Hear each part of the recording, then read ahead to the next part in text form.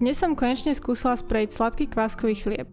Na videách vyzerajú vždy nádherne, ale úprimne, zjesť polkilový bochník sladkého chleba by bol celkom náročné, tak som si spravila mini verziu. Klasicky som rozmiešala kvások vo vode, pridala som múku, tentokrát len 200 g a vypracovala som hrubé cesto. Po hodine oddychu som zapracovala soľ s trochou vody a začala som ho naťahovať. Keďže bolo cesto naozaj maličké, miestami sa s ním pracovalo horšie ako pri klasickom polkilovom bochníku. Zakryla som ho a nechala som ho 30 minút oddychovať. A teraz prišla tá najzábavnejšia časť. Cesto som naťahovala ešte 3-krát a pri každom jednom prikladaní som pridávala škoricový cukor a najemno nastruhanú čokoládu. Moja vízia bolo osie hniezdo ako kváskový chlieb.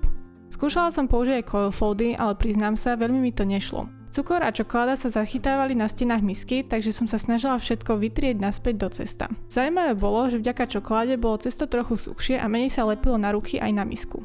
S náplňou som sa snažila byť opatrná, predsa len stále je to chlieb a nie nedeľný koláč. Po poslednom prekladaní išlo cesto do chladničky, na druhý deň krásne podrástlo, tomu pravdepodobne pomohol cukor v ceste. Hneď po vybratí som ho pretvarovala do guličky, nechala 30 minút relaxovať pod útierkou a potom som ho ešte finálne vytvarovala. Používam nový spôsob skladania a musím povedať, že výsledky sú oveľa lepšie. Po otočení som ho ešte posypala cukrom a čokoládou, aby som získala čo najkrajšie mramorovanie. Pri tvarovaní najprv preložím spodnú časť dovnútra, potom cestu akoby prekrížim ruky. V tomto bode cesto vyzerá ako otvorená obálka a nakoniec preložím vrch ku spodnej časti. Týmto spôsobom ostane v ceste viac vzduchu a z môjho chlebu už nie je iba hutná tehla. Otočím ho a krúživými pohybmi vytvorím hladkú guličku. Cesto som dala do misky vyslanej utierkou, zašla mu spodok a išlo sa piecť. Vyklopila som ho na papier na pečenie, posypala ryžovou múkou a narezala. Zatiaľ dávam len jednoduchý rez, pretože dizajny mi ešte úplne nejdú. Keď som otvorila hrniec, nebola som úplne nadšená, ale snažila som sa nestrácať nádeje ešte pred rozkrojením.